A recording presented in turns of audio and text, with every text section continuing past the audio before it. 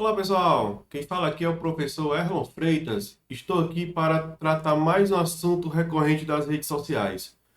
Como as redes sociais é um celeiro que todo mundo opina, também deveria um local onde todo mundo passe as informações como deveria ser.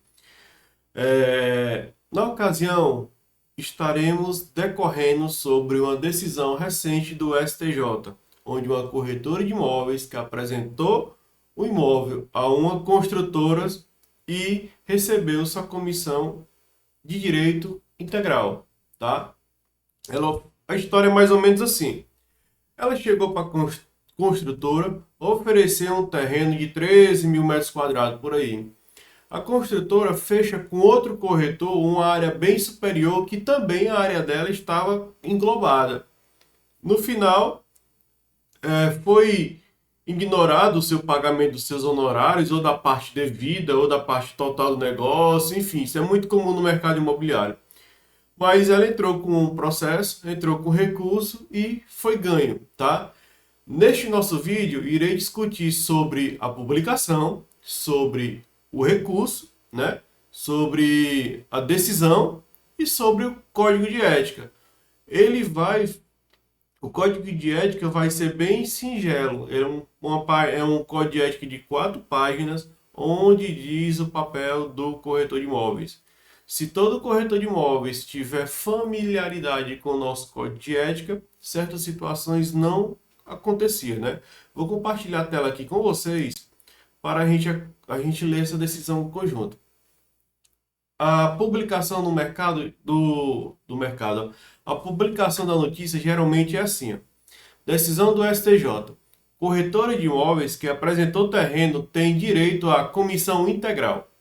Uma decisão recente do Superior Tribunal de Justiça trouxe mais segurança jurídica para corretores de imóveis em todo o país. No julgamento do recurso especial 2.165.921, a terceira turma da Corte confirmou que o profissional que realiza a mediação inicial de um negócio tem direito à comissão integral, mesmo que não esteja presente na assinatura do contrato ou na conclusão final da negociação.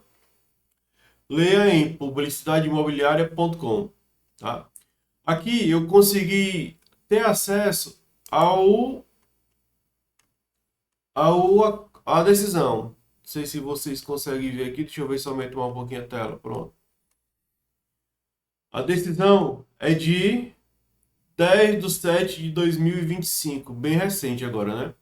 A corretora que aproximou partes tem direito à comissão sobre total da área negociada sem sua presença. A terceira turma do Superior Tribunal de Justiça reconheceu a uma empresa o direito de receber a comissão de corretagem pela intermediação de um negócio que acabou sendo fechado sem sua participação e com o envolvimento de área maior do que inicialmente tratada, né? A corretora entrou em juízo alegando que fez aproximação entre a empresa proprietária de um terreno e uma empresa interessada em comprar. Segundo afirmou, após ter conduzido as tratativas iniciais para o negócio, a venda foi finalizada sem sua participação e sem que lhe fosse paga a comissão. O juiz de primeira instância determinou o pagamento da comissão de 6% sobre o valor do negócio, mas o Tribunal de Justiça de São Paulo entendeu que o percentual deveria ser aplicado somente à área inicialmente ofertada, que era 13.790 metros quadrados, e não sobre a área efetivamente negociada, de 57.119,26 metros quadrados. A decisão levou a corretora a recorrer ao STJ. A atuação da corretora contribui para a formalização do negócio. O relator do caso da terceira turma, ministro Moura Ribeiro, comentou que a importância do trabalho da corretora não deve ser subestimada, uma vez que ela aproximou o vendedor do comprador, sendo essa ação inicial o elemento que contribui para a efetiva formalização do negócio. Além disso, o relator verificou também que a área então ofertada faz parte da área efetivamente adquirida. É relevante destacar que o contrato de corretagem é bilateral, oneroso e consensual.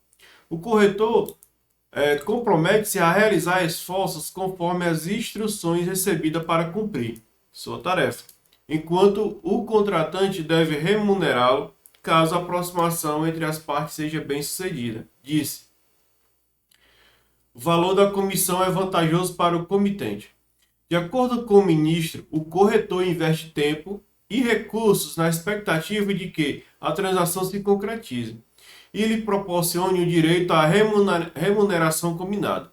Por outro lado, o valor da comissão é suficientemente vantajoso para o comitente, o qual não hesita em destinar parte dos seus ganhos ao corretor. Na sua avaliação, a empresa corretora deve ser remunerada na integralidade, nos termos em que ficou estabelecido na sentença de primeiro grau. Isso porque, ponderou o ministro, o negócio imobiliário teve como objeto um terreno do qual faz parte a área inicialmente ofertada para a venda. Ao concluir seu voto, Moura Ribeiro observou que outra empresa também participou posteriormente da negociação, razão pela qual a comissão deverá ser dividida entre ela e a autora da ação. Leia o acórdão no RESP 2.165.921. Pessoal, isso é muito comum no mercado imobiliário. Eu mesmo já fui vítima disso. A gente começa a tratar o terreno, não é só chegar assim: ei, fulano, você quer o terreno? Ei, fulano, tô com o terreno ali para vender? Não, a gente pega o terreno e faz uma viabilidade. Quando a gente chega para o cliente para apresentar o terreno, o seu corpo técnico, antes de dar a proposta, vai fazer um estudo de viabilidade, tá? Nesse meio termo, o corretor está trocando informações, trocando documentações com a equipe do construtor. Nesse meio termo, aparecem aqueles corretores, né? Não, eu tenho uma área aqui para vender melhor do que aquela. Eu tenho uma área maior do que aquela. E começa a buzinar o cliente. Não, eu sou muito amigo. Aconteceu comigo, eu não estou inventando. Eu sou muito amigo do proprietário desse terreno. Almoçamos juntos toda sexta-feira. Temos um grau de intimidade muito próximo. Aí o que é que a construtora vai fazer? Esquece você e vai fechar a venda com esse corretor. Esse corretor sabendo que esse processo está em fase de viabilidade, tá? A construtora, por sua vez, fecha. Quando esse corretor sabe, como no meu caso, quando eu soube, fiquei sem poder fazer nada. Nada, nada, nada. Não tinha uma área maior, não tinha uma área menor. Era justamente a mesma área. Chegamos até a alegar, a dizer que estamos, junto com sua equipe, tratando sobre viabilidade. Você fecha um contrato com outra pessoa, aí tanto a construtora como o proprietário do terreno chegaram para mim e falaram: nós não queríamos perder o negócio por causa de briga entre vocês. Estamos propondo meio a meio a comissão. Eu disse: ora bolas, eu não se meti em negócio de ninguém. Quem fez a lambança toda foi você, construtora, com o seu corretor, tá? Eu não conheço o seu corretor, nunca nem troquei palavras com o seu corretor. Agora, depois de eu apresentar o terreno, fazer a viabilidade, do fechamento você propõe divisões de honorários com outro corretor, isso fere totalmente o código de ética. Mas enfim, isso acontece, vai acontecer e não vai deixar de acontecer. Porque mais na frente eu vou lhe falar os motivos.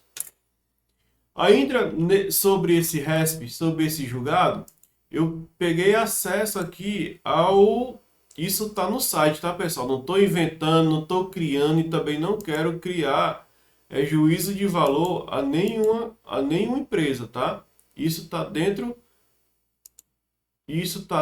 do...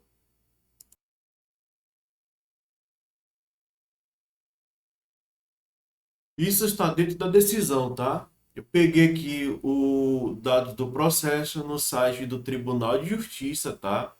Do Superior Tribunal de Justiça, eu não estou inventando nada. Tá aqui dentro do processo. Tá aqui o recurso especial, tá? Tá aqui o relator, ministro Moura Ribeiro, tá? Recorrente, tá aqui as empresas e seus advogados, tá? Requerido, olha só o nome da construtora, tá? Eu não tô criando juízo de valor com ninguém. Eu estou apenas lendo uma publicidade que foi postada na rede social, tá? Aqui tem o nome da construtora, tá? A famosa de construir apartamentos populares, tá? Tem a ementa, tá? A ementa vai falar bem resumido, né? Civil e processual civil.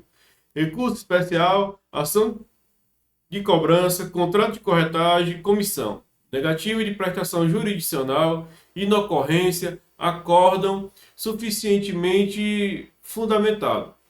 Prospecção e tratativa de imóvel de área de menor ao efetivamente adquirido. Atuação do corretor. Resultado útil pela aproximação das partes. Base de cálculo sobre o negócio jurídico efetivamente firmado. Recurso especial parcialmente provido. Cuide-se de ação de cobrança sobre pagamento da taxa de corretagem, prospecção de compra e venda de imóveis.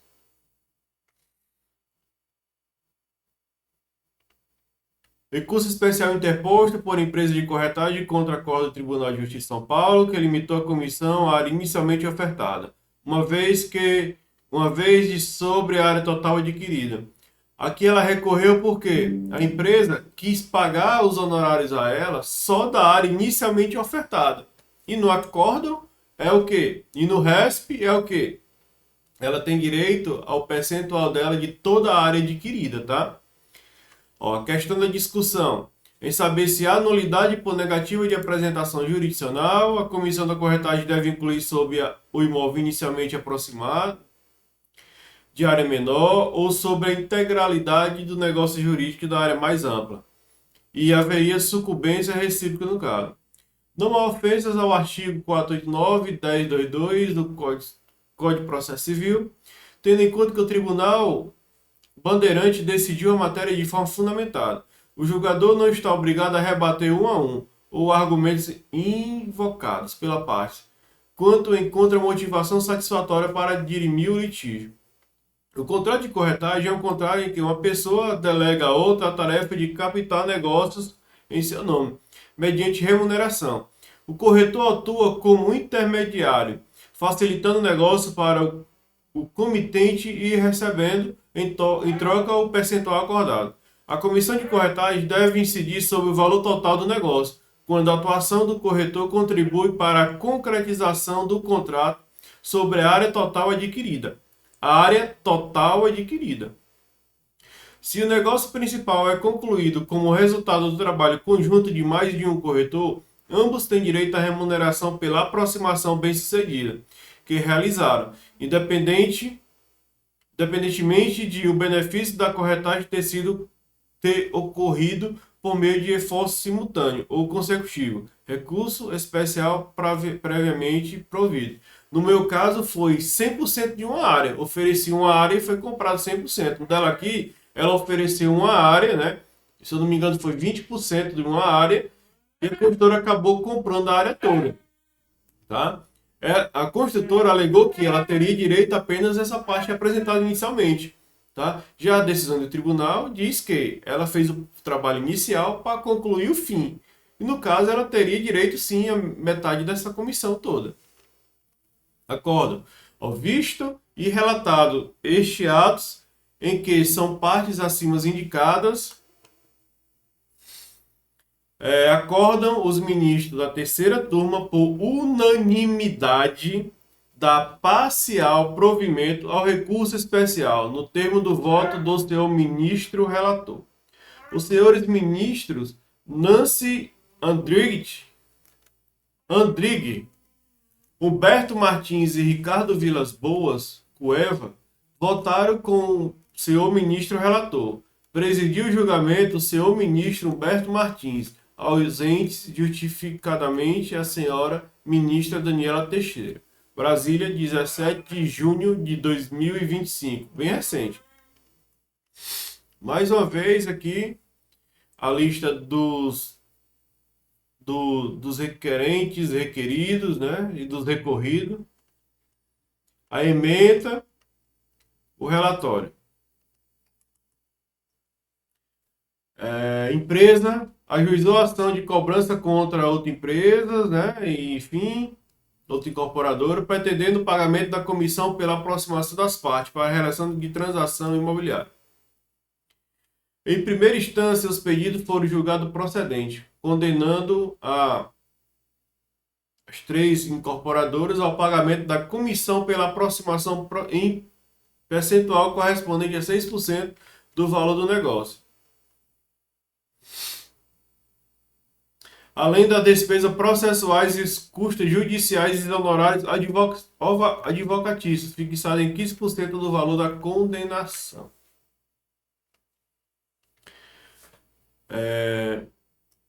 O recurso de apelação manejados por incorporadoras foram parcialmente providos pelo Tribunal de Justiça de São Paulo, apenas para reconsiderar a área sobre a qual devem incidir os cálculos da comissão de corretagem devida à autora, nos termos do acórdão assim emendado.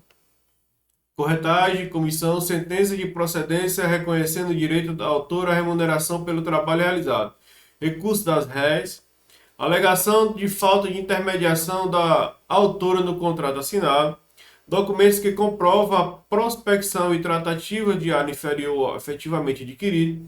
Direito ao recebimento da comissão pelo valor da área apresentada. Aplicação dos artigos 725 e 727 do Código Civil.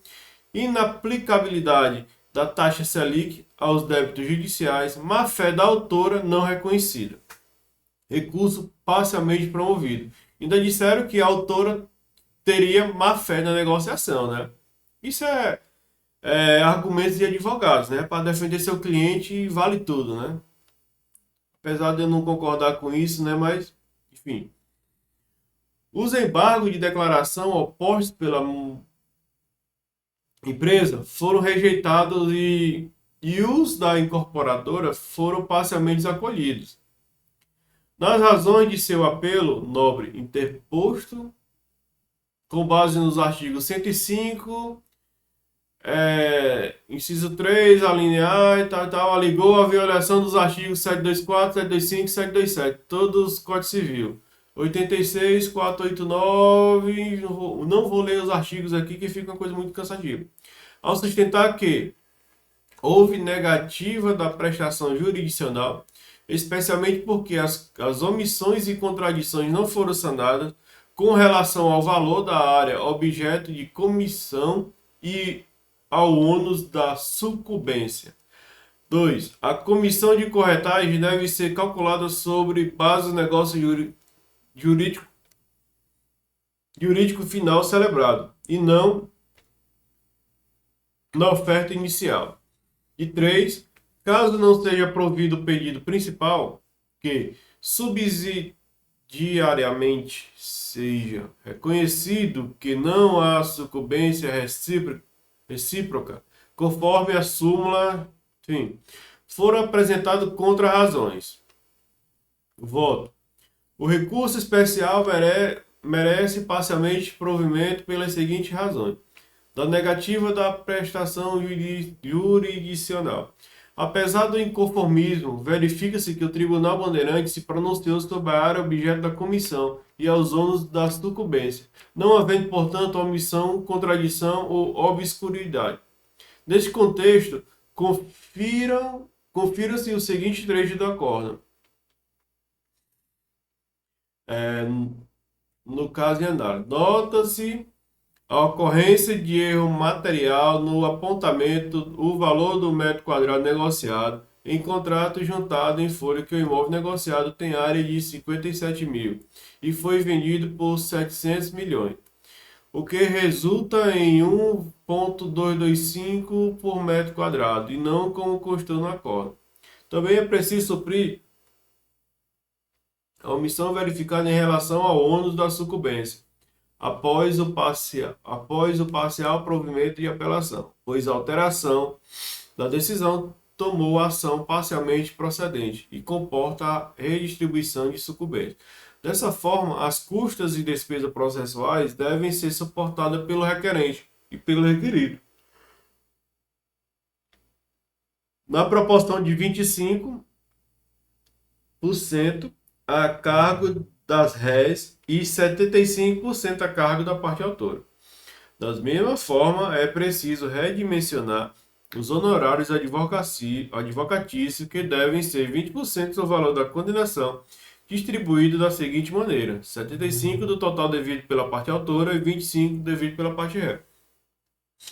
Quanto ao percentual de comissão determinado, a decisão não é alterável por meio dos embargos de declarações, pois não se enquadra na hipótese prevista pelo artigo 1022 do CPC. Neste caso, diante do inconformismo com a decisão guerreada, o sistema processual oferece à parte meios próprios de impugnação. Assim, inexiste vícios elencado no 1022, sendo forçoso reconhecer que a pretensão recursal ostenta caráter nitidamente infringente. A jurisprudência desta casa é pacífica ao proclamar que, se os fundamentos adotados bastam para justificar o concluir nessa decisão, o julgador não é obrigado a rebater um a um os argumentos utilizados pela parte. Nesse sentido, confira-se o seguinte precedente: agravo interno. No agravo em recurso especial. Processual civil. Ação indenizatória. Acidente de trânsito, que ele traz uma decisão semelhante, né? Deixa eu ver o que ele fala sobre a comissão. Da comissão de corretagem. Para melhor deslinde da controvérsia, faz necessário uma breve síntese fática, a fim de contextualizar a lide. Constando a petição inicial que a autora ajuizou a ação de cobrança contra as incorporadoras, alegando que prospectou terreno localizado no endereço de propriedade do ré, da empresa ré, e apresentou o projeto à incorporadora, que demonstrou interesse inicial pelo negócio. Afirmou ainda ter realizado a aproximação entre as partes e iniciado as tratativas para a aquisição do imóvel, mas posteriormente descobriu que a compra e venda foi efetivada sem sua presença e que não lhe seria paga comissão pela intermediação. Certo? Parece que os modus operandi são o mesmo. Isso aconteceu comigo, é fato real e tenho documentado. A sentença reconheceu o direito da autora à percepção da comissão de corretagem no termo do contrato, fixado em 6% do valor do negócio, com correção monetária desde a concretização do negócio jurídico prospectado e juros legais desde a citação. Inconformadas, as incorporadoras apelaram, alegando falta de intermediação, tá? No contrato assinado. Eles se valem disso. Não estava no contrato, eu não vou pagar, né? Aí vê pelo mau caráter que eles são, tá? Eu não estou dizendo que essas empresas são mau caráter. Eu falo que, para defender os seus interesses, eles jogam de toda maneira, tá? Ele diz que não houve a participação da corretora nessa negociação. Realmente não houve, que eles passaram a perna, né? Jogaram a corretora de escanteio, né? Tiraram ela da jogada e colocaram o outro, né? E pedindo a reconsideração da área sobre a qual devem incidir os cálculos da comissão de corretagem. Ela diz que não houve a participação, mas diz que participou sobre aquela área inicial, né? Tá? Eles acabam se contradizendo. Por isso que a decisão do relator foi unânime, né? Não teve dúvida. O Tribunal Bandeirante deu parcialmente provimento aos apelos, reconhecendo o direito ao recebimento da comissão, pelo valor da área inicialmente apresentada, mas limitando o cálculo da comissão à área inicialmente ofertada, que era os 13 mil metros, ao invés dos 57. Neste apelo, nobre, pretende restabelecer a sentença de primeiro grau, que determinou que o pagamento da comissão de corretagem fosse calculado sobre o negócio final realizado, que é o correto. Para análise do recurso especial, passa-se a análise do recurso especial. O cerne da questão trazida à rúbrica diz respeito a saber se a base de cálculo para a incidência da comissão deve ser a oferta inicial apresentada pela corretora à incorporadora, ou negócio jurídico efetivamente firmado pelos tais personagens. Vamos lá. Flávio Tartucci. Tive aula com ele, tá? Muito bom na área civil. Segundo a lição de Flávio Tartucci, o atual Código Civil conceitua o contrato de corretagem no seu artigo 722, sendo este o negócio jurídico pelo qual uma pessoa, corretor ou intermediário, não ligada a outra em virtude de mandato de prestação de serviços ou por qualquer relação de dependência, obriga-se a obter para a segunda um ou mais negócios, conforme as instruções recebidas. Manual de Direito Civil, volume único, contrato em espécie. Manual de Direito Civil, volume único, nona edição, São Paulo, método 2019. Mais outro. Araquém de Assis estabelece que a corretagem é um contrato de colaboração por aproximação, talvez o mais expressivo, pois a atividade de corretor aproxima, por definição, os futuros contratantes, prestando inestimável incremento ao comércio jurídico. Contratos nominados. Neste contexto, na preciosa lição de César Fiuza, corretagem é contrato pelo qual uma pessoa encarrega outra de agariar-se negócio, mediante remuneração, alertando ainda que, na verdade, o corretor servirá como intermediário, agenciando o negócio para o comitente e recebendo, por isso, certo percentual. Direito Civil, curso completo.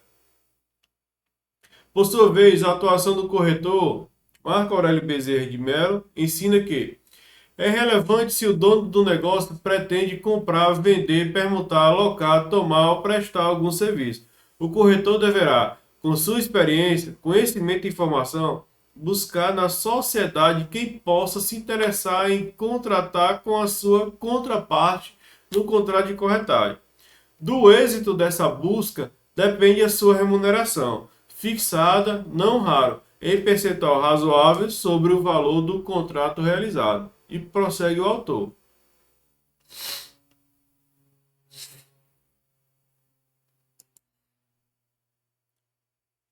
A atuação do corretor circunscreve-se em procurar uma pessoa para celebrar determinado negócio jurídico, com o que o contratou para tanto, tendo atuação decisiva na consecução deste propósito, ainda que não esteja obrigado ao resultado, mas sim a de se valer de meios legítimos para o sucesso da contratação. Seu ofício cessa quando logra o acordo das vantagens.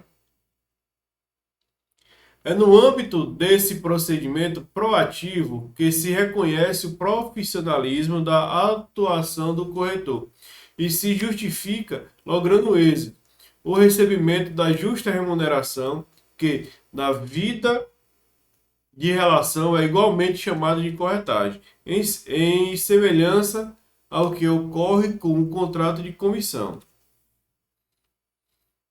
Relembre ainda o disposto do artigo 3 da lei, que é a lei dos corretores, ao regulamentar a profissão de corretor de imóveis, estatuindo que compete ao corretor de imóveis exercer a intermediação da compra, venda, permuta e locação de imóveis, podendo ainda opinar quanto à comercialização imobiliária.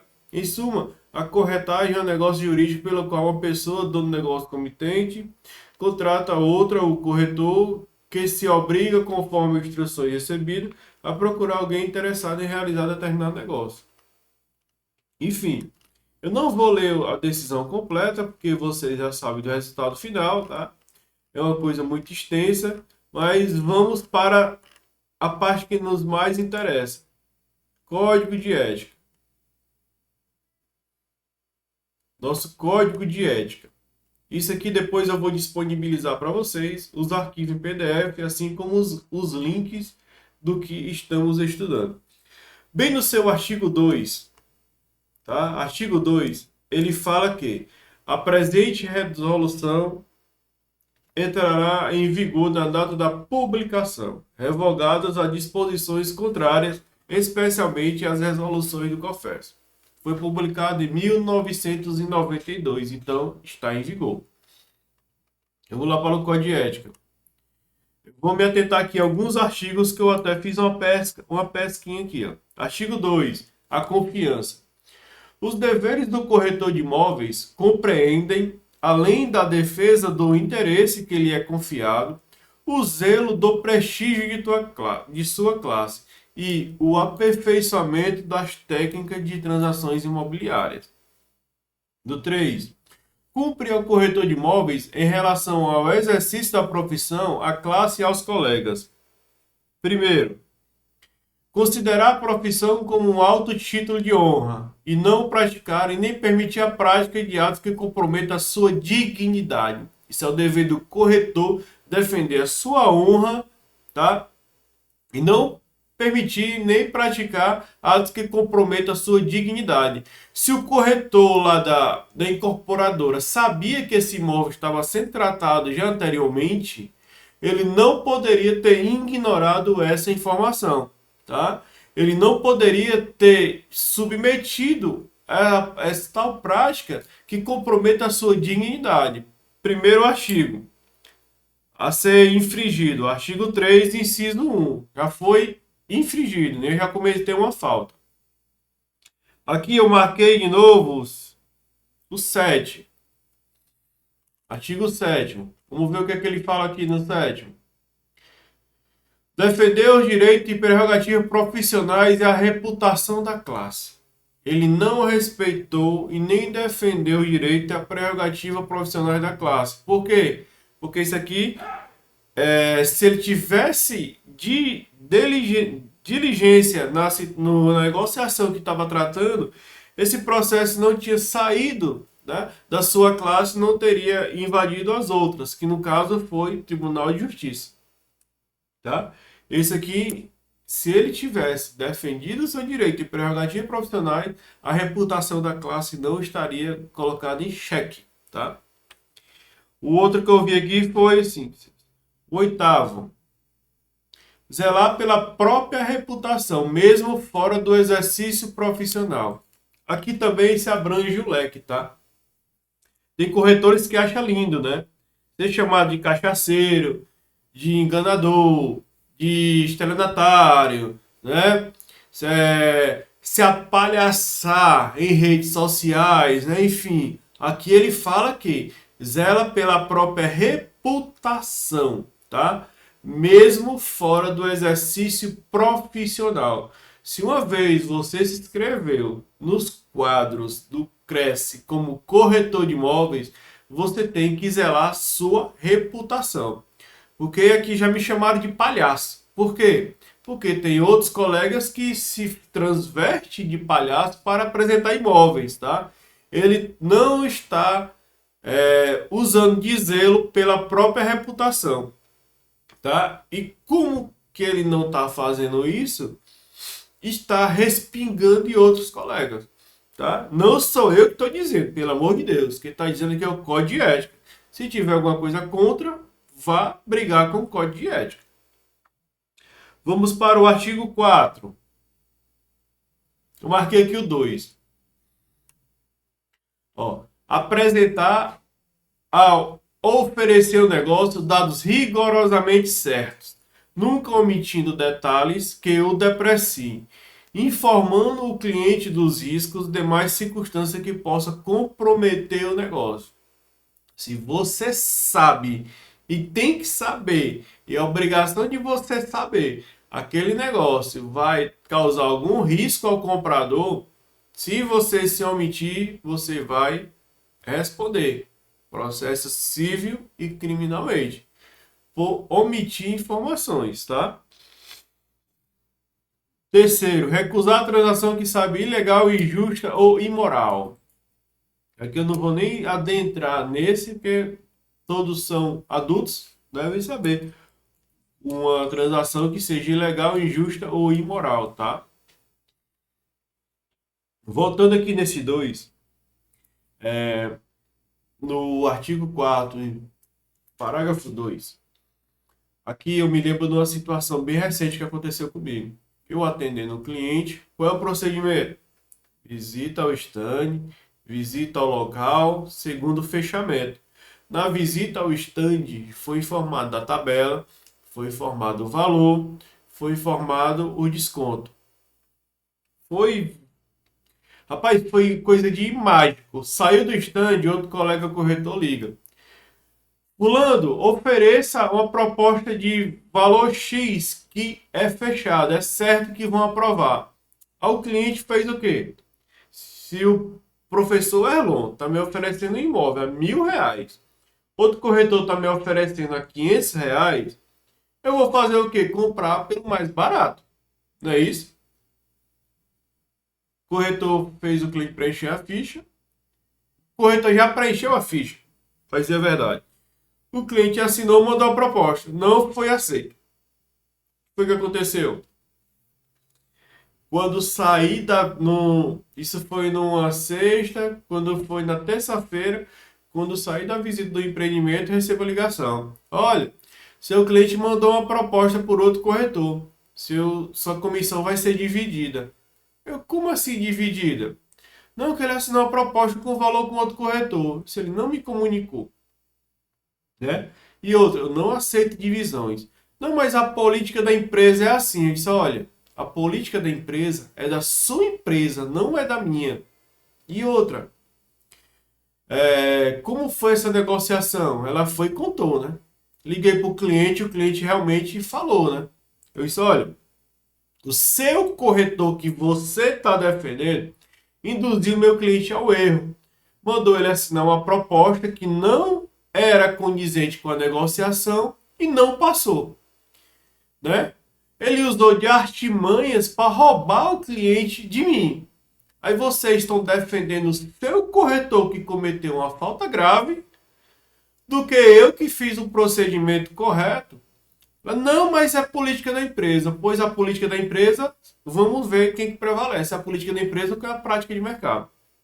Esse corretor, esse corretor infringiu o artigo 4, parágrafo 2. Apresentar ou oferecer o negócio dado rigorosamente certo, nunca omitindo detalhes. Ele omitiu e não ofereceu dados rigorosamente certos.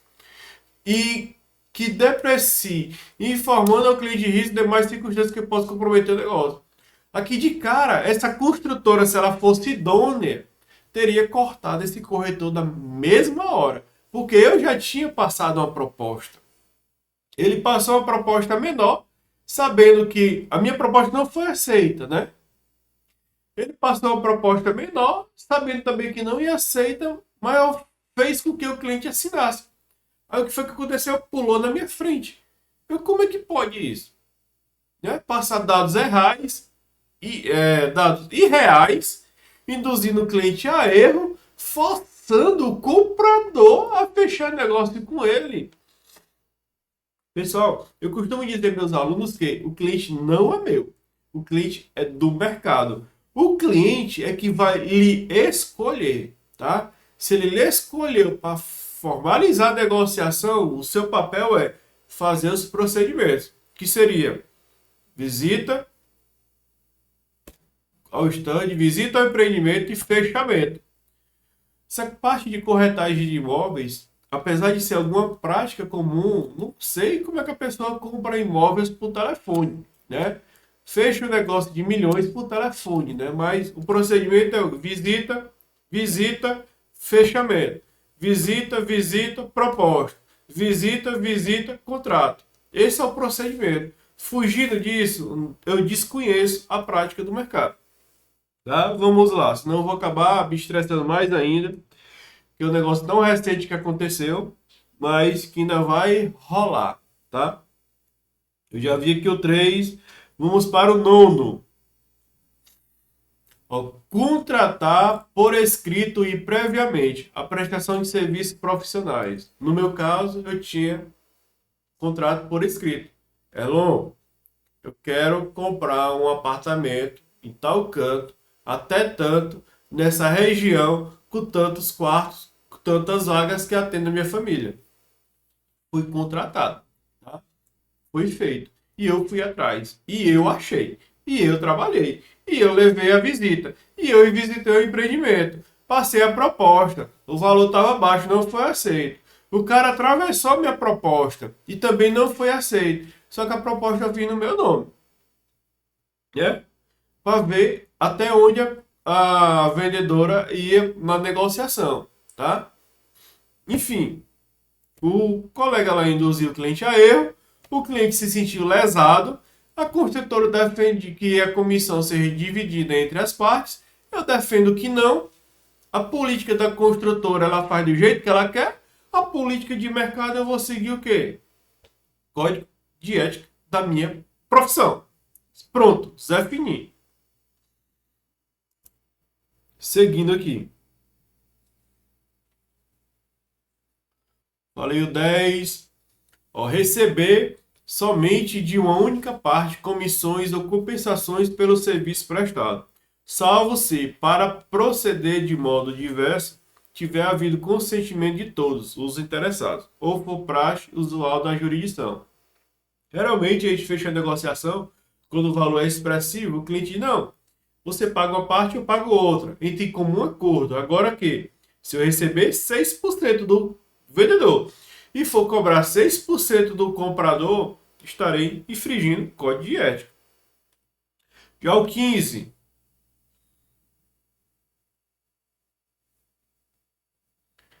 Artigo 6. Vamos para o artigo 6. Parágrafo 7º. Próximo aqui é o 6, parágrafo 7º. Ao desviar por qualquer modo o cliente de outro corretor. O meu caso foi desviado por qualquer modo, induzindo o cliente a erro. Cliente de outro corretor de imóveis, mas no artigo do Código de Ética que esse colega infringiu, tá? O 10º, praticar qualquer ato de concorrência desleal para os colegas. Pessoal, comissionamento no mercado. Imóveis novos geralmente é 4. Imóveis usados é 5. Tem pessoas que trabalham, tem colegas que trabalham com 6. Mas que eu fazer concorrência desleal é chegar para o cliente, ó, compre comigo que eu reduzo o meu comissionamento. Essa diferença a gente consegue desconto no valor do imóvel. Isso é uma prática de concorrência desleal com o colega. No meu caso foi diferente. Eu sou funcionário do comprador, tá? Ele me contratou para comprar um imóvel para ele. Eu já recebo para isso, tá? No meu, da minha parte, o meu comissionamento se justifica eu reduzir para que meu patrão adquira o seu imóvel. Já a outra parte não tem interesse nenhum na negociação. Ele não é funcionário da empresa, ele não é nenhum parente do comprador. Ele reduz esse comissionamento para que faça concorrência desleal com os colegas de mercado. Outra coisa muito comum mesmo. Corretor de imóvel ou cliente, traga seu imóvel para a nossa imobiliária para administrar. Te dou 3 meses de carência na taxa de administração. Indique um imóvel para eu administrar o aluguel. Ganhe até R$ 500. Rapaz, isso é tantas concorrência desleal no mercado imobiliário que, às vezes, precisa eu denunciar para o Cresce abrir os olhos e notificar esse colega. E quando parte de uma pessoa ligado diretamente ao Cresce, né? Essa questão de concorrência desleal já está no absurdo dos absurdos, tá? Mas é uma prática recorrente no mercado imobiliário, tá?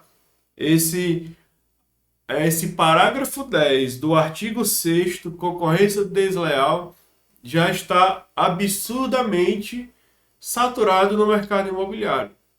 E eu não vejo mudanças, tá? Isso é uma... E depois, mais na frente vocês vão ver o que, que eu tô falando, tá? É para me parar muito nesse parágrafo aqui agora não. O 15, aceitar incumbência de transação que seja entregue a outro corretor de imóveis, sem dar-lhe o prévio conhecimento por escrito. Se seu cliente está fechando com um corretor de imóveis e outra parte joga você dentro da negociação e você não entra em contato, não entra em acordo com esse corretor de imóveis, você está infringindo o código de ética. Tá? Isso não sou eu que estou falando, não sou eu que estou interpretando. Ele está dizendo. Aceitar incumbência o que é? Aceitar o mandato de transação que esteja entregue a outro corretor. Tem outro corretor na fita, para que eu vou me meter? Sem dar-lhe o prévio conhecimento por escrito. Se eu me meter, eu tenho que falar, ó, Erlon, o cliente pediu para entrar na negociação, por eu ser o corretor de confiança dele, como é que podemos negociar esse processo, né? Que o cliente não lhe conhece, né? É normal ele contratar o corretor de confiança dele, isso é comum no mercado, mas que vocês entrem em comum acordo, tá? Já li o 15, vamos para 17. Anunciar capciosamente. Pessoal, isso aqui eu tenho o maior problema na parte de avaliações imobiliárias, tá? Essa questão de que pegue só uma exclusividade ou pegue só uma autorização de venda, para mim deveria ser errado. O que que acontece? O mesmo imóvel anunciado por 5, 6, 7, 8 colegas, o próprio cliente coloca você para fazer concorrência desleal entre vocês, tá? As informações todas desencontradas, quando não são encontradas, as mesmas fotos, mesmas imagens, valores diferentes. Eu já cheguei a ver um imóvel anunciado por 5 colegas, 3 corretores e 2 imobiliárias. Mesma foto, informações desencontradas, valores que variam entre 480 mil reais a 720. Qual o valor do imóvel? Isso acontece muito para que o colega faça pesca, né, de clientes. O cliente liga para o menor valor, claro, né, que é óbvio. O Código de Defesa do Consumidor não bate nisso, né, que era para bater. Esses grandes portais, essas grandes big techs não se ligam para isso, tem ferramentas, mas estão nem aí. O importante é você pagar a assinatura. O cliente é induzido a erro. Quando o cliente liga, o corretor atende e fala: não, esse imóvel aqui estava nesse valor, mas eu vou ajustar, que está desatualizado no site. Não, mandei a proposta, mas o cliente não aceitou. Isso serve só para quê?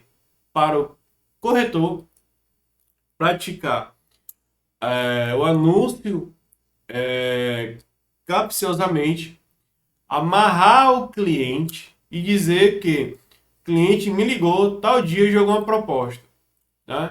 Sabendo que não vai ser aceita, mas ele captou o cliente. Vai fazer com que na hora da venda, se pegar um corretor idôneo que trabalhou corretamente o valor, trabalhou corretamente as informações, trabalhou corretamente a negociação, faça com que esse corretor tenha que dividir os seus honorários com esse colega que trabalhou capciosamente, a fim de ganhar vantagem sobre o negócio, tá? Cobre sempre a exclusividade. A exclusividade não tem que ser algo opcional. A exclusividade deveria ser algo essencial na vida do corretor de imóveis, porque todos sabemos que não existe nada de graça. Seu tempo, sua publicidade, suas energias, sua criatividade, nada de graça. Se a gente fizer uma campanha de imóveis só com exclusividade, eu creio que o mercado muda. Mas enquanto existir essas formas de autorização de vendas, imóveis com 5, 6, 7, 8 corretores de imóveis, nosso mercado não vai mudar, tá? Isso tudo eu falo baseado no Código de Ética Profissional. Mais uma vez, se tiver falado alguma coisa aqui que você entendeu erroneamente, vá brigar com o Cresce, né? Que ele quem promoveu o Código de Ética Profissional, no qual eu estou vendo aqui em full time, em tempo real, no site do COFES. Beleza? Como eu falei tudo aqui, pessoal, lá embaixo, ele fala aqui, ó, artigo 8. Comete grave transgressões éticas o corretor de imóveis que desatender os preceitos dos artigos. Falei do artigo 3, falei do 1, falei do 3, falei só do 1. Beleza, já foi um alerta. O próximo artigo foi o 4. Falei do 2. Falei do 3. Falei do 9. Falei do 10º. Artigo 5 não tem o 6. O 6 eu falei do 7. Tá aqui ele. Do 10, concorrência desleal. E do... Foi isso. Só nessa análise aqui, falei 1, 2, 3, 4, 5, 6, 7. 7 grave transgressões. Grave transgressões. E transgressão de natureza leve, o que desatendeu os demais prefeitos. O restante foi só de transgressões de natureza leve. 1, 2, 3, 4, 5, 6, 7. 7 transgressões graves. Só basta uma para o corretor cair. Aqui eu já marquei 7. 7 coisas que somos induzidos a erros por causa da fominha do comissionamento, no qual os clientes colocam nós, corretores de imóveis, para brigar, tá? Isso é fato. Pessoal, vou ficando por aqui, tá? Irei compartilhar com vocês os links do julgado, os links do recurso, o link do RESP e o link do Código de Ética que está no site do COFES. Em breve traremos mais vídeos como esses para defender nosso mercado imobiliário. Na dúvida, contrate um advogado. Abração a todos, tchau, tchau, até a próxima!